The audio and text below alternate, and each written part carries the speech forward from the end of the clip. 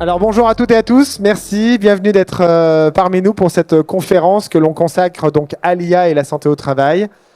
Gagner en performance, gagner en temps médical et même en gain de prévention. Alors je suis Fabien Piazon, directeur stratégie produit de Val Solutions, en charge des évolutions fonctionnelles de UEGAR, notre solution numérique pour les services de santé au travail. Et je suis ravi d'accueillir David Rosier, fondateur de président de Cybersecura, donc une entreprise spécialisée dans l'accompagnement et le conseil sur la partie sécurité numérique, mais également tout ce qui est DPO et accompagnement des structures. Donc, merci à David d'avoir pris ton temps pour venir parler avec nous de l'IA. Bonjour. Et ce que je vous propose, c'est qu'on aborde donc ce sujet de l'IA dans la santé au travail de manière la plus pédagogique possible ensemble. L'objectif, c'est qu'on parle déjà de ce que c'est que l'IA rapidement, d'où ça vient du moins pour être plus précis, et qu'ensuite on aborde ensemble les enjeux, les tenants, les aboutissants que a l'IA dans le monde du travail en général, et donc plus particulièrement ce qui nous intéresse dans la prévention et la santé au travail de manière spécifique. David, tu as pas mal d'années d'expérience, tu es docteur en IA, et de mémoire, tu n'as pas eu ton doctorat en 2020 tu as plutôt eu ton doctorat il y a quelques années. Oui, effectivement, c'est justement un peu l'objet de ce slide. C'est quand je dis aux jeunes aujourd'hui qui sont nés avec l'IA, effectivement, que j'étais docteur en IA en 1998, la réaction, on sent qu'il y a un peu un arrêt cardiaque et les gens me disent « Mais comment ça, t'es pas encore né et tu étais déjà docteur en IA ?» C'est un peu une introduction pour faire prendre un peu de recul aujourd'hui. Je vais vous proposer de prendre un peu du recul sur l'historique de l'IA. En gros, le propos, c'est de dire que ce que tu dis, c'est que l'IA, c'est une science qui est en place depuis pas mal d'années et qu'aujourd'hui, on vit un boom et une accélération que tu vas certainement expliquer par la suite, mais que c'est un vieux sujet. Donc, c'est des sujets que l'on maîtrise historiquement. Concrètement, toi, tu as commencé à étudier l'IA à quel moment? Tu as fait de l'IA à partir de quelle année? Et tu as travaillé dans quel sujet? Alors, on va faire cette prise de recul en deux étapes. Ouais. La première étape, elle commence pour moi à l'université. Faut savoir que dans les années 90, on étudiait déjà les réseaux de neurones à la fac de mathématiques. Donc aujourd'hui, ça paraît comme le buzz, quelque chose d'ultra récent. En fait, c'est pas vraiment le cas. Donc de 95 à 98, après, j'ai fait mon doctorat en IA. Et en 98, j'ai intégré une équipe de développement d'un logiciel qui s'appelle Valab, qui est un logiciel à base d'IA, et qui est un logiciel... Alors, l'IA de 98, tu as parlé de l'explosion, c'était pas exactement le même IA qu'aujourd'hui, c'est-à-dire qu'il n'y avait pas d'apprentissage à ce moment-là, parce que la puissance de calcul n'était pas disponible. Mais ce qui est intéressant de voir, c'est que ce logiciel-là est toujours en exploitation, est toujours même en croissance aujourd'hui. C'est un logiciel de validation d'analyse biologique. Il est installé dans énormément de laboratoires hospitaliers et de villes partout en Europe. Donc, si je reformule un peu la logique, c'est que la logique de l'intelligence artificielle avec le réseau de neurones et cette logique de dire il y a l'interaction entre les points et les calculateurs, c'est vieux en fait. Enfin, je dis ça, on a à peu près le même âge. Donc, on va pas trop le dire non plus. Voilà, on va pas trop le dire. Mais en gros, ce qu'il faut retenir, c'est que l'IA, c'est rien de neuf en fait. C'est de la logique de l'algorithme qui interagissent entre eux et qui permettent d'avoir ce qu'on appelle les réseaux de neurones, hein, qui est très bien illustré sur l'image. C'est que les algorithmes se parlent entre eux, ce qui fait qu'ils ont des interactions entre eux, ce qui génère donc des capacités de calcul qui sont extrêmement puissantes et vont très loin dans l'exploitation des données. C'est-à-dire qu'ils savent voir toutes les hypothèses en quelques secondes parce qu'ils ont cette activation de nos zones neurones. C'est un vieux sujet, et il faut qu'on se le dise, il n'y a rien de neuf. Ce qui est nouveau dans ce que tu dis, c'est que la technologie permet d'avoir des calculateurs qui vont beaucoup plus vite que dans les années 90. Et que du coup, aujourd'hui, l'IA devient un sujet médiatique et un outil de travail parce que les capacités technologiques, donc les cartes mémoire, les cartes graphiques qui portent ces IA... C'est la technologie GPU qui a été la technologie de rupture qui a permis de rendre possible cette théorie qui était uniquement utilisée dans des labos de recherche dans les années 90. Donc c'est important qu'on se le dise tous, c'est que c'est quand même une technologie ancienne qui est largement maîtrisée, on y reviendra. Ça va même plus loin que les années 90, je le sais, ça remonte plus que ça. C'est la deuxième partie de cette prise de recul que je vous propose. On remonte vraiment à la naissance de l'IA, donc ça date des années 50. Vous avez peut-être tous vu un film récemment qui parlait du docteur Alan Turing, qui a été rendu fameux par le fait qu'il a participé au décryptage des messages de l'armée allemande pendant la Deuxième Guerre. Et c'est aussi lui qui a posé les bases de l'IA en 1950. Et en fait, pourquoi est-ce qu'on propose aujourd'hui cette prise de recul? C'est parce que ça veut dire que toutes les parties, les craintes, les enjeux, les risques, mais comment on peut y répondre, sont aujourd'hui des choses qui sont connues et étudiées depuis 75 ans. Oui, et c'est vraiment le message qu'on voulait passer en introduction, c'est que on va en parler, ça génère des craintes, elles sont notables, on va revenir dessus rapidement et on va les déployer un peu par rapport à ça, mais ce sont des craintes qui sont générées sur des bases qui sont largement maîtrisées, des réflexions qui ont largement été poussées par ailleurs depuis longtemps. Et ça, c'est important qu'on en discute parce que on va tous être impactés dans le monde de la santé au travail sur les IA. On en reparle, hein, il y a des vrais sujets, il y a des vrais enjeux de performance et on va devoir les exploiter. Donc cette maîtrise des craintes, on en reparle tout de suite. Notez bien, c'est que ça se maîtrise depuis longtemps et que ça n'est pas nouveau. Ce qui est nouveau, c'est que le grand public en entend parler et surtout il y a accès. Alors du coup, on parle des craintes. Est-ce qu'il y en a dans la salle qui craignent l'arrivée de l'IA dans leur monde de travail? Ah, quand même quelques personnes qui sont créatives. Et qui est plutôt intéressé fortement pour exploiter l'IA dans son quotidien? Ah, quand même. Ça me rassure, vous êtes là pour une raison, ça vous intéresse. Alors du coup, ce que je vous propose, c'est qu'on fasse d'abord le tour de ces craintes. Parce que être leader, entre guillemets, dans une équipe sur le sujet et la pratique de l'IA, il va falloir convaincre tout le monde et transformer nos organisations de travail par rapport à l'usage de ces IA dans le quotidien. Donc les connaître, les craintes que les gens pourraient exprimer, ou pas d'ailleurs, hein, qui pourraient taire, et apporter les éléments de langage, ça fait partie quand même des aboutissants pour déployer une IA de manière pertinente. Vous ne gagnerez pas de performance dans une équipe si vous ne levez pas les craintes que l'équipe a de ces outils-là. Donc ça fait partie des risques à maîtriser, c'est-à-dire de rentrer sur, la compréhension de ce que c'est que l'IA. C'est pas si nouveau et on maîtrise quand même bien le sujet. Et deuxième aspect, c'est de passer en revue les différentes craintes et d'argumenter par rapport à chacune des craintes. Alors du coup, on a fait un petit listing histoire d'aller plus vite, mais première crainte que exprimée, l'IA va nous remplacer. Alors celle-ci, c'est intéressant, c'est un peu l'objet de l'image qu'on a mis en illustration. En fait, c'est même pas une crainte qui est liée à l'IA, c'est une crainte qui est liée à tout processus d'automatisation.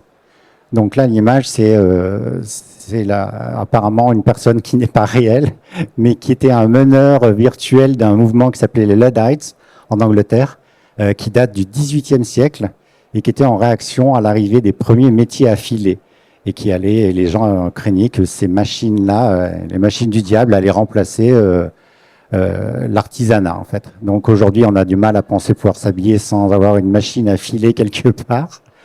Mais voilà, c'est aussi une manière de dire, on verra pour les autres, que derrière les craintes qu'on associe à l'IA aujourd'hui, il y a plein de choses qui ne sont pas en fait liées à l'IA, mais elles sont liées à des choses beaucoup plus ancrées dans l'informatique au sens large. Ouais, la crainte mécanique de la mécanique, de l'automatisation qui est crainte. Première crainte. Donc ça, on en reparle après comment la lever, mais ça fait partie quand même des sujets qu'il faut avoir en tête. Les gens logiquement ont peur de l'informatique, de la mécanisation, de l'automatisation par rapport à leur job, par rapport à leurs contraintes. On verra que mécaniquement, ça va pas supprimer d'emplois dans le monde de la santé au travail, ça va plutôt les rendre plus performants, on en reparle juste après. Deuxième crainte qui est fortement exprimée, moi je le rencontre souvent par rapport on est en train de lancer nos projets d'IA avec des utilisateurs. Les données, on ne sait pas par qui elles sont exploitées et comment elles sont exploitées. Tu peux rentrer dans ce détail peut-être? Oui, alors il y a une partie de vérité aussi, hein, effectivement. Si on utilise certains moteurs d'IA général sans prendre de précautions, il est certain que les données sont exploitées potentiellement à mauvais escient. Alors quand on dit on ne sait pas qui, c'est faux, on sait très bien par qui d'ailleurs. Mais voilà, en tout cas, c'est une crainte qu'a le public. Donc, on en reparle juste après parce que ça fait partie des solutions à mettre en place. Mais dès lors que vous mettez en place des IA, vous devez travailler, alors, soit vous, soit des gens dont c'est le métier et l'expertise, je prends l'exemple de David, qui peuvent certifier de l'exploitation technique et technologique des données qui sont utilisées dans votre IA. Donc ça fait vraiment partie des sujets qu'il faut ouvrir, s'acculturer pour pouvoir se doter d'IA qui soit adapté et qui lève cette crainte-là de la part de vos utilisateurs. On parle de prévention et de santé. On peut potentiellement parler de données qui ont des caractères personnels, voire même médicales. Et donc, il y a une vraie intelligence et un vrai questionnement pour répondre à cette crainte-là. Ce qui est important, c'est qu'il y a des solutions techniques et technologiques qui y répondent. On y revient juste après. Après, pour compléter, Fabien, en fait, on a dit pour le premier que c'était des processus d'automatisation. Ça datait du XVIIIe siècle. Il y en a eu effectivement des vagues. Hein. Il y a constamment des vagues de nouvelles technologies d'automatisation avec des craintes et puis un abaissement de ces craintes et une adoption de la technologie. Et là, en fait, la 2 qu'on a évoquée, et la 3 et la 4 qui suivent, ce sont des craintes qui sont liées tout simplement à toute utilisation de logiciel. Pour tout logiciel, il va y avoir le sujet de, effectivement, qu'est-ce qu'il faut vérifier, où sont les données, est-ce que ça fait des erreurs, etc. Donc, c'est pas lié à l'IA, mais aujourd'hui, cette crainte-là qui est plus ou moins acceptée maintenant, enfin, qui a plus ou moins disparu pour les logiciels classiques, on va dire, ressort parce que l'IA, technologie un peu nouvellement adoptée par le grand public, dont on parle beaucoup. Mais finalement, voilà, tout logiciel peut être associé à cette crainte. En gros, il va falloir qu'on relutte contre des vieux démons liés à l'informatique qu'on a connus dans les années 2000, 90, 2000. On va devoir ressortir ces vieux dossiers, réexpliquer à tout le monde, non, le cloud, tu vas gagner du tout temps. Le monde avait peur du cloud. Maintenant, cloud, au contraire, tout le monde sait que c'est sur le cloud que c'est le plus sécurisé. Ça fait partie des exemples. Le dernier point, et ça, il n'est pas négligeable, c'est que, pas facile à répondre, c'est la compréhension de ce qui se passe, que l'IA, c'est une grosse boîte noire et qu'on ne sait pas ce qui s'y passe. Et ça, c'est vrai que pour travailler dessus depuis presque 1 an maintenant, au début, moi, je ne suis pas informaticien, hein, ça fait un peu peur. La réponse à ça ? La réponse, c'est que c'est malheureusement la seule crainte qui a peut-être une vraie fondation. Ça, c'est vrai, effectivement quelque chose qui est purement associé à l'IA. L'IA, c'est une technologie probabiliste et on ne peut pas tout expliquer, on ne peut pas tout comprendre. Tout à l'heure, on a vu le schéma avec les réseaux de neurones. Les réseaux de neurones, selon les algorithmes, ils arrivent en couches qui peuvent être très nombreuses et on parle même de différence entre des couches externes, des couches internes, etc. L'explicabilité de l'IA, c'est aujourd'hui une branche de recherche active au CNRS et dans les labos de recherche du monde. On sait que, par exemple, on peut expliquer ce qui se passe dans certaines couches externes d'un réseau de neurones, mais des couches profondes, comme on les appelle, typiquement, on ne sait pas ce qui s'y passe. Donc, il y a un petit niveau d'explicabilité, mais c'est certain qu'on ne peut pas tout expliquer. Donc, c'est une crainte, celle-ci un peu légitime, qu'il faut savoir gérer.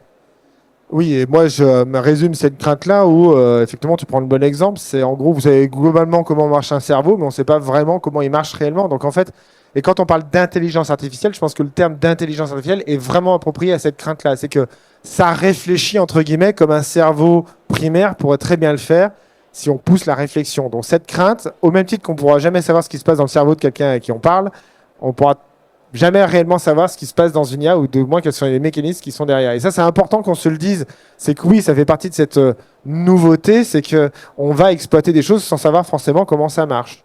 Et ça fait partie d'une crainte dans un monde où, depuis les années 50, on a acculturé tout le monde à savoir comment les choses fonctionnaient pour pouvoir les utiliser. Là, c'est un peu plus compliqué. Vous voulez savoir comment marche une voiture, vous pouvez très bien étudier comment ça fonctionne. Il y a des gens qui vous l'expliqueront. Et vous pourrez très bien y accéder. Vous voulez savoir comment marche une machine à laver ou n'importe quel équipement qui vous aide au quotidien, vous pouvez avoir quelqu'un qui vous l'explique. L'IA, ça va être compliqué de quelqu'un qui vous dit pourquoi elle vous a répondu ça. C'est extrêmement complexe. Mais voilà, c'est un petit peu la différence. On sait comment fonctionne l'IA. Par contre, on ne sait pas exactement pour quelle raison exacte elle a répondu telle réponse à telle question. C'est le docteur, je suis le vulgarisateur. Alors plus sérieusement, on a travaillé, ce qui vous intéresse je pense le plus, sur comment lever ses freins. La mise en place d'une IA, comment on répond à ces craintes de manière opérationnelle. On a discuté avec David et c'est important de dire comment on va lancer l'IA. Alors pour information, Val Solutions, je ne me suis pas plus présenté, je vais me faire engueuler par la directrice communication, mais on fait une plateforme qui s'appelle UEGAR et qui est destinée aux services de santé et de prévention au travail. Services de prévention et de santé au travail. Donc, en gros, on équipe les médecins du travail, les équipes pluridisciplinaires de notre plateforme UEGAR. Et du coup, on est en train de doter UEGAR d'une IA.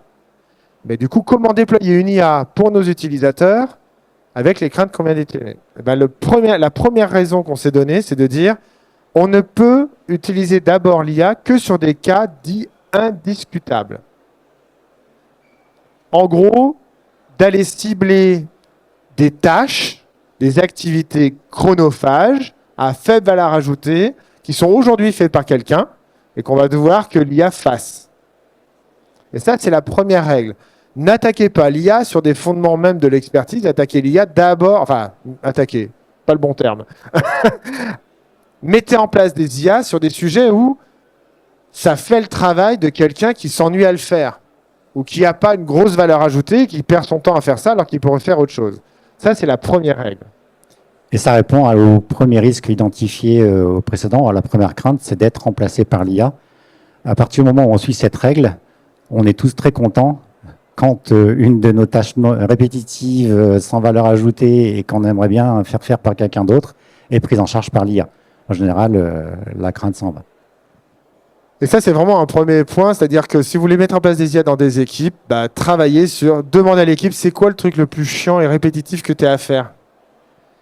Et vraiment, ne pas hésiter à poser la question. Vous verrez dans Égard les IA qu'on a commencé à mettre en place, elles sont touchy là-dessus. Hein. On y revient, mais on a très des cas indiscutables, mais pas aussi évident. Deuxième mesure à mettre en place, garantissez la conformité aux différentes exigences. On a mis 200%, c'est pas une faute de frappe. C'est une volonté affirmée de dire soyez plus exigeants que les règles appliquées à ce jour. On est sur de l'incertitude.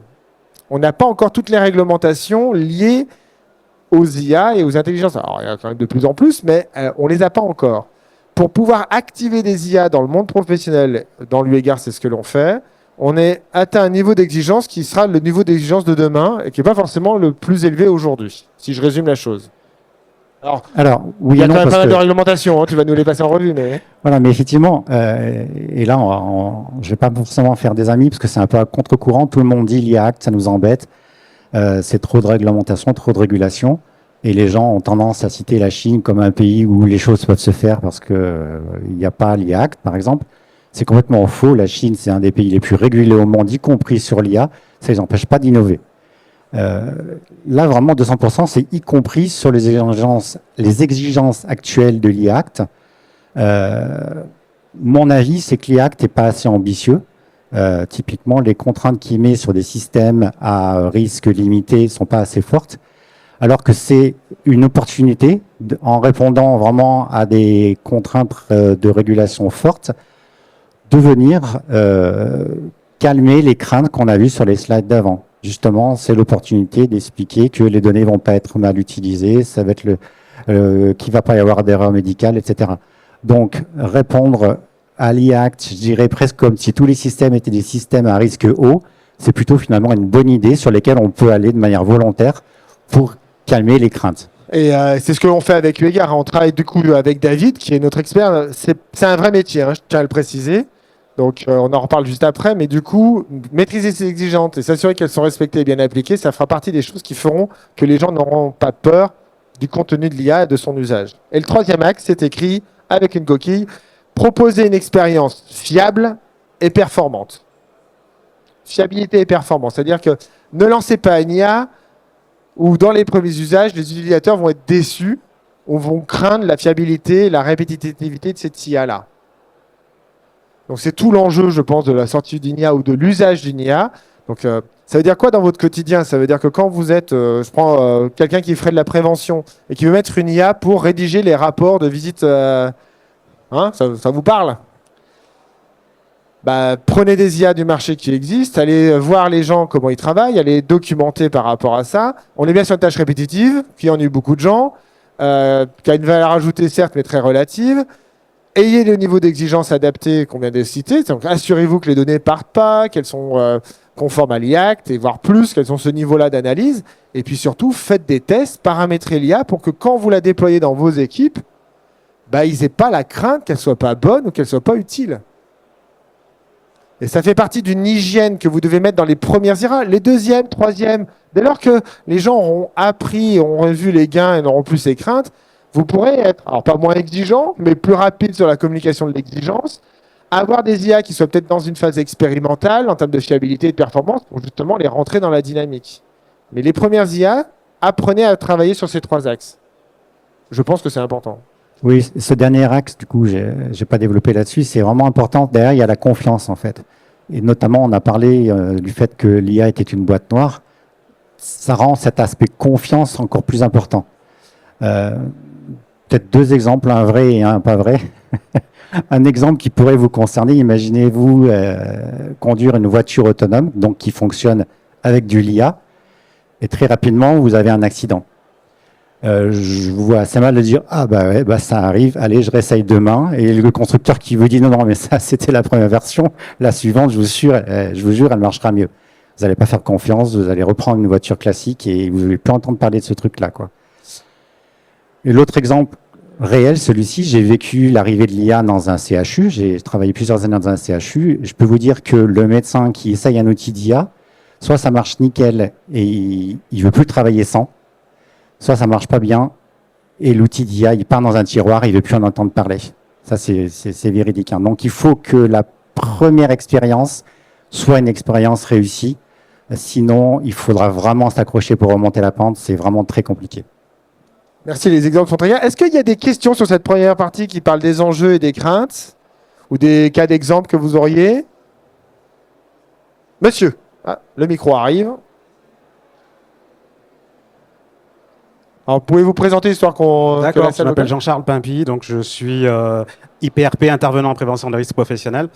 Et donc, moi, ma question, c'était par rapport à l'utilisation des salariés eux-mêmes, puisque vous évoquiez les tâches répétitives, ce qu'on ne veut pas faire. Est-ce qu'au réel, il n'y a pas des salariés qui ont déjà identifié ça et qui utilisent l'IA sans que leur employeur soit au courant? Et quel est le risque? Alors, très bonne question. Je vais vous répondre sur la situation, parce que ça, j'ai la réponse. Puis les risques, ça va être... je rigole, parce que quand on parlait de choses qu'on associe à l'IA, mais qui sont en fait associées à tout type d'informatique, c'est bien le cas. On connaît tous le terme de Shadow IT, les outils informatiques utilisés alors que ce n'est pas arrivé par la DSI. Bah, maintenant, on parle de Shadow IA, mais c'est la même chose. En fait. Et aujourd'hui, la réalité, c'est qu'en fonction des natures ou des réseaux de professionnels, vous avez entre 10% et 70%, je crois, c'est le rapport de l'OIT. Il y a un rapport de l'OIT que je vous conseille à lire sur l'IA, où justement, ils ont fait l'analyse en matière de santé au travail de l'impact. Donc, entre 10 et 70% des salariés qui utilisent en Shadow IA dans leur quotidien professionnel des IA.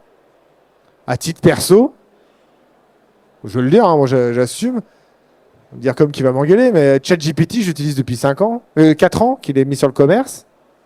Pour relire mes mails. Aujourd'hui, il est officiellement pris par la DSI, on l'a déployé, etc. Il n'y a pas de sujet.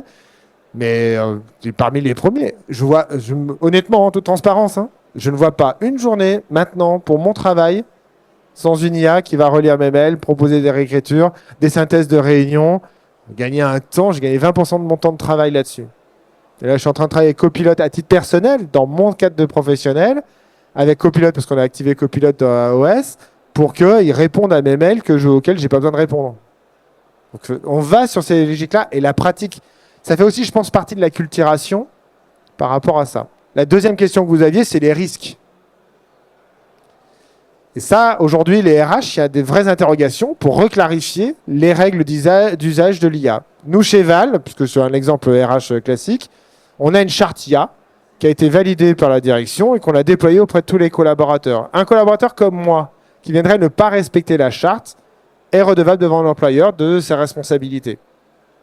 Je pense que ça fait aussi partie, après, ça fait partie, on a fait des sessions, alors ce n'était pas avec toi, mais on a fait des sessions d'acculturation d'IA, on a créé la capacité de faire de l'expérimentation, donc dans la charte IA interne, on a admis que les gens pouvaient expérimenter, mais qu'on soit au courant, qu'on ait des mesures, etc., pour permettre d'engager ça. Et dernier aspect, on a créé une ligne budgétaire chaque année pour se doter en IA, pour avoir des phases expérimentales, et qu'on encadre en fait toute cette dynamique-là. Il y a une deuxième question dans la salle, avant qu'on fasse la suite. Allez-y, le micro vous arrive. Hop, voilà. Oui, bonjour, Mélanie Mermoz, je suis journaliste pour l'Humanité Magazine. Ouais. Et donc, je me demandais vous parliez de la suppression, d'identifier les tâches répétitives et à faible valeur ajoutée. Effectivement, c'est des tâches qui peuvent user, etc. Mais en même temps, c'est aussi identifié comme des moments de respiration. C'est-à-dire que quand on n'a que des tâches à très forte valeur ajoutée, en termes de fatigue cognitive, on a aussi besoin de ces moments de tâches un peu rasoir, un peu voilà, mais qui permettent d'être en mode moins surchauffe, quoi.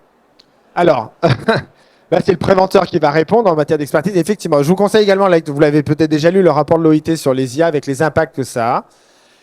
Et j'aime bien leur posture, c'est de dire, vous avez raison, ça va intensifier le travail, ça va densifier l'activité à haute valeur ajoutée, donc les temps favorables.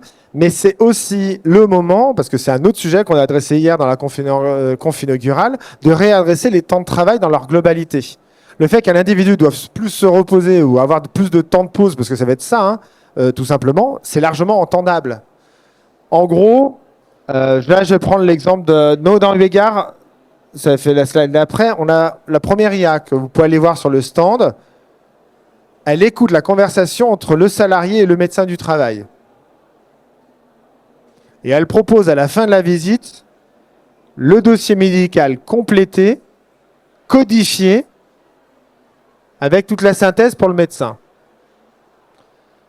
Donc on est encore en phase expérimentale, mais elle marche plutôt bien. Et par rapport à cette charge-là, c'est typiquement la question. On a allégé la charge mentale du médecin qui, au lieu d'écouter le salarié et d'échanger avec lui en saisissant dans l'outil, se retrouve décorrélé et au lieu d'avoir 20 minutes ou une demi-heure à écouter, parler, taper, noter, réécouter, reparler, taper, noter, se retrouve à uniquement parler, discuter pendant 25 minutes avec le collaborateur. Et il a un scribe qui fait la sténo. Alors bien entendu, c'est une IA, donc elle n'a pas le droit de prendre de décision médicale, elle n'a pas besoin de prendre de décision toute seule. Donc le médecin, il relit derrière, il s'assure qu'elle n'a pas fait de conneries, qu'il est bien d'accord avec ce qu'il y a dans le compte-rendu.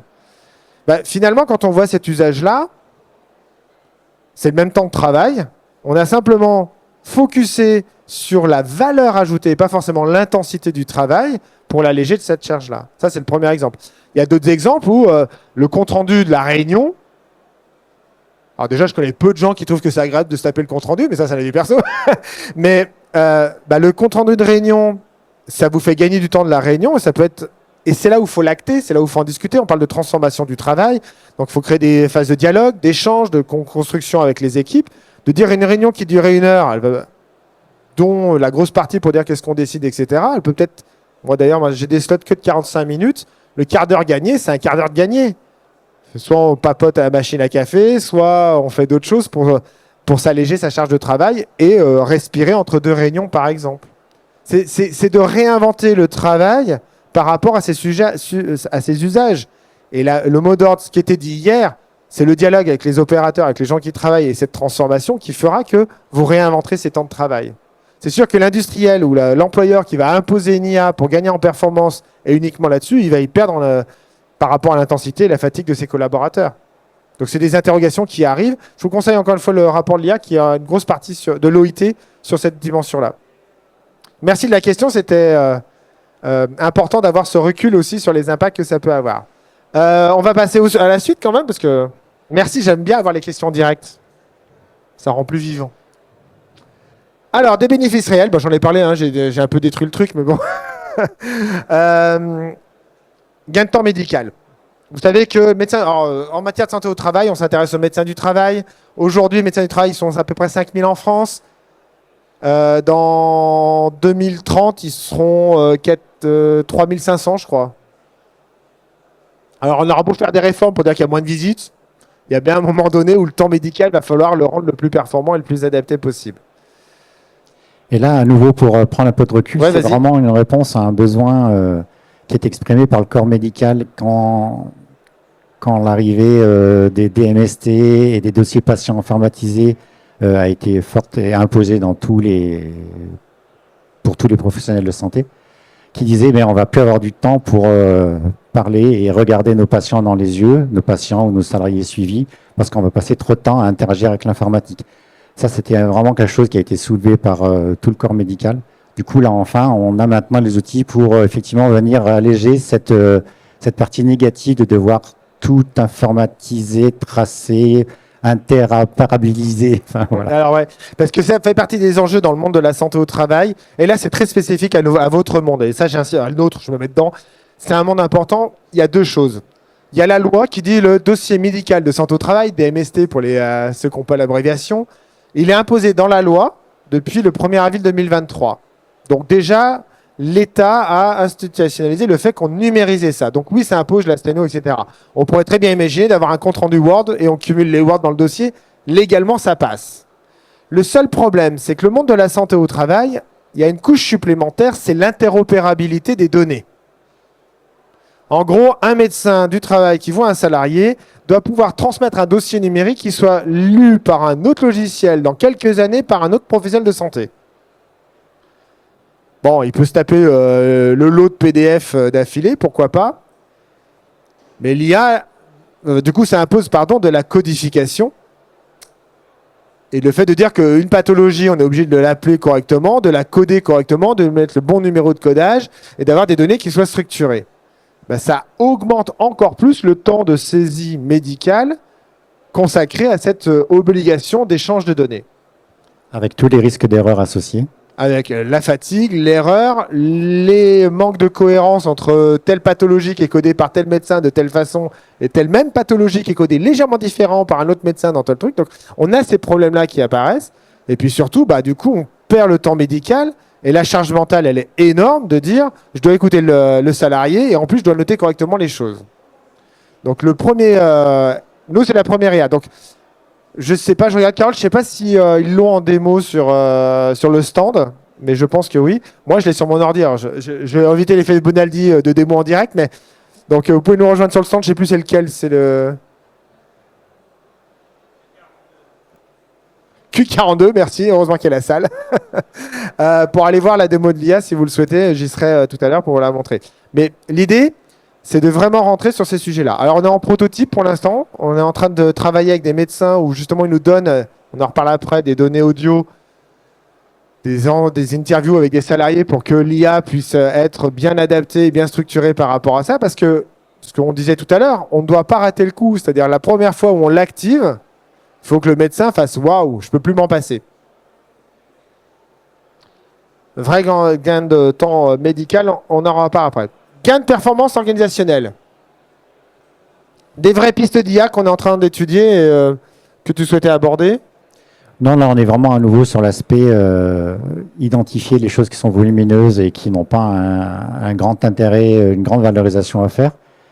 Et si effectivement, j'entends la remarque tout à l'heure, c'est des temps de respiration pour certaines personnes, je pense que dans ce cas-là, la bonne étude, c'est leur trouver des temps de respiration plus valorisants. Qui ne sont pas forcément opérationnels. Là, on est vraiment derrière l'aspect rapidité, en fait. L'IA est quelque chose c'est pour ça que j'ai mis la photo du dieu à 12 bras. Il peut faire beaucoup de choses en même temps, très rapidement. Autant en profiter. Il a dit bras, mais du coup, dans les exemples, très opérationnels, aujourd'hui, un service de santé et de prévention au travail, par exemple, reçoit des centaines d'appels par jour pour en prendre des rendez-vous, pour avoir des documents. On est en train de réfléchir sur les IA qui vont du coup capitaliser ce temps-là et qui vont libérer du temps de réponse et surtout avoir des réponses immédiates parce que derrière, il faut aussi trouver la réponse et l'adresser. On est sur ces sujets-là. Les relances de rendez-vous, de convocation qui sont toujours un vrai problème parce qu'il y a un employeur, il y a un salarié, tout le monde doit être au courant. Donc ces relances-là, c'est une vraie chronophagie pour des équipes au quotidien. La prise de rendez-vous dans sa priorisation. Aujourd'hui, quand vous demandez un rendez-vous à un service de santé au travail, vous n'êtes pas les seuls. Il y a plein d'autres salariés qui en ont besoin. Il va falloir, malheureusement, il y a du tri à faire. Et au lieu de trier en fonction de l'aimabilité de la personne qui le demande, on va le trier sur des critères qui sont paramétrables et pilotables par les médecins en direct, ce qui allège et automatise un certain nombre de choses. Et ça fait partie vraiment des charges. On nous fait signe qu'il reste 5 minutes. Ah, il nous reste 5 minutes. C'est bon, on a fini. Oui. Des gains de performance sur le suivi médical. Alors là, c'est pareil, c'est des pistes qui sont en cours. On est en train de tester des IA là pour aller lire les anciens dossiers médicaux qui ont été scannés. Alors, qui étaient écrits à la machine, mais qui étaient scannés. Non, mais il n'y a aucune IA qui sait lire une écriture de médecin. Je vous défie. Non, alors oui, non, je rigole. On allait voir la transcription. Sur la transcription, on est très très loin de l'efficacité de la performance. L'interprétation est quand même pas suffisamment bonne. Là, on parle d'exploitation des vieux dossiers numériques ou des vieilles traçabilités de Word ou de PDF qui peut traîner. Donc, on est en train de regarder ça. Et puis, on regarde aussi l'avenir, c'est-à-dire, demain, vous voyez un salarié, vous avez accès à son DMP, son dossier médical partagé. Il y a quand même beaucoup de documents. Le DMP, donc au niveau mon espace santé.gouv.fr que vous avez, c'est un vrac de PDF. Il n'y a pas de données structurées dedans. Une IA peut très bien lire tout ça d'un seul coup et vous faire la synthèse de ce qu'il faut retenir, hein. Donc on est en train de travailler là-dessus. Et sur l'interopérabilité des DMST, justement, quand on passe un dossier d'un salarié à un autre médecin, d'avoir une lecture comme ça rapide qui va lire et scruter le document, on est en train de travailler dessus. C'est plutôt pertinent et amusant. Les actions possibles, alors là, c'est les suggestions qu'on va faire à l'IPRP, à l'assistant social, pas au psy. On conseille pas, on suggère pas au psy. Au médecin, où on va dire, ah, tiens, vu le cas, a priori, tu pourrais proposer cette formation-là. Vu ce que moi je lis du dossier, ça pourrait être pertinent. Donc d'aller aider les professionnels à les suggérer pour standardiser et harmoniser les offres de services qui sont derrière. Ça arrive de plus en plus. Et les deux dernières qu'on voulait aborder rapidement, quand on est préventeur, on fait beaucoup de questionnaires. Analyser les questionnaires, c'est jamais simple. Donc on le fait avec Excel, généralement on pousse un peu le truc.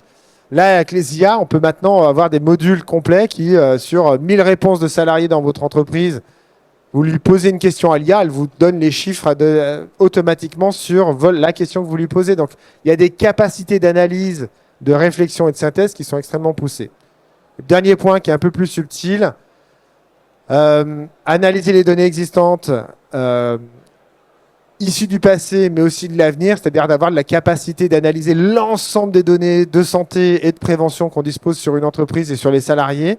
C'est en cours, hein. Pour information, hier, il y avait le directeur général de la CRAMIF où les CNAM arrivent maintenant à analyser par des IA les entreprises qui présentent des taux bizarres d'absentéisme, d'arrêt, de typologie, de pathologie, pour aller leur dire, toi, tu as peut-être un problème de RPS ou tu as peut-être un problème de vieillissement de ta population.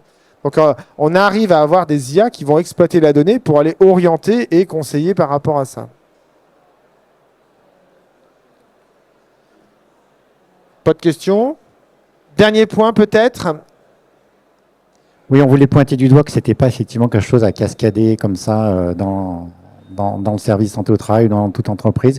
C'est vraiment un travail d'équipe derrière. Il faut que les utilisateurs utilisent l'IA correctement, de la manière dont l'IA a été conçue et vraiment pour le but pour lequel elle a été conçue. Sinon, effectivement, on va au-devant des catastrophes. Côté des éditeurs, la partie R&D, notamment pour identifier les bons usages, les bons cas d'usage, parce qu'on sait que sinon, on aura des problèmes pour faire adopter l'outil. Le gouvernement qui est là pour réguler l'IA. On voit aussi que c'est très important pour calmer les craintes. L'exemple d'avant, l'IAC, c'était le RGPD pour calmer justement les problématiques d'abus autour des données personnelles. Donc le gouvernement a un vrai rôle à jouer. Et en cascade, effectivement, l'équipe de conformité des éditeurs pour que, comme on dit tout à l'heure, viser 200% de conformité pour aider l'appropriation. Et c'est important dans vos entreprises, dans vos structures, d'avoir ça en tête. Ne faites pas ça seul. Ayez cette pluridisciplinarité sur le concept de l'IA. Des geeks qui techniquement savent comment elle tourne et comment elle va travailler. Des utilisateurs, des users qui savent et qui vont vous aider à la paramétrer, à la mettre en œuvre, à se l'approprier. Une équipe juridique qui sait, un DPO qui est bien câblé et qui sait répondre aux questions nécessaires à cela. Ça veut dire que c'est les 3 personnes qui doivent porter un vrai projet d'IA dans votre structure si vous voulez l'implémenter. Vous amusez de votre côté à patauger sur l'IA, c'est marrant. Déployer une IA dans une équipe, c'est au moins 3 compétences qui doivent travailler en mode projet pour l'activation de cette IA dans votre système. Le geek, le user et l'expert juridique ensemble pour justement mettre en œuvre et déployer correctement et intelligemment vos IA. Le geek, soit c'est un très très bon geek et il sait développer des IA. Ça coûte cher, hein, je vous préviens. En ce moment, ils sont tous à côté. Vous pouvez aller à Vivatech, il y en a plein. Mais ça coûte très cher sur le marché. Après, il y a l'intermédiaire, c'est-à-dire le développeur qui sait exploiter des IA en open source ou qui sont disponibles pour les fine-tuner, pour les adapter et les rendre utiles à vous. Et il y a le troisième niveau, l'entreprise qui vend une IA, tout catalogue. Le geek est moins nécessaire, mais avoir au moins des gens techniques dans mon interne chez vous qui connaissent un peu qui vont poser des questions techniques pour s'assurer de la viabilité. Et derrière, du coup, les users et le juriste pour vous accompagner sur la bonne mise en œuvre. Ne faites pas ça seul. C'est vraiment quelque chose qu'il faut avoir en tête. En synthèse, rapidement, parce qu'on va se revirer. Oui.